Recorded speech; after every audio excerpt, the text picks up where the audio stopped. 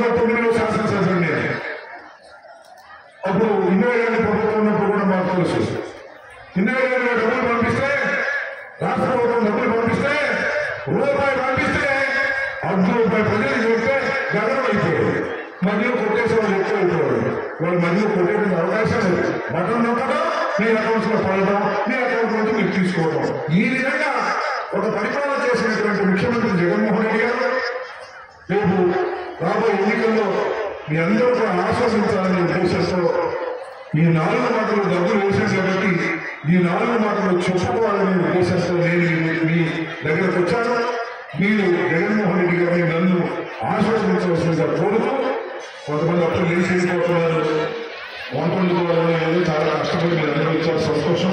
ఈ 4 మాటలు విన్నందుకు మీకు నా హృదయపూర్వక నమస్కారాలు తెలియజేసుకుంటూ, మీరందరూ కూడా జగన్మోహన్ రెడ్డి గారిని ఆశ్వాసించాలని ఒకసారి కోరుకుంటూ, జై హింద్.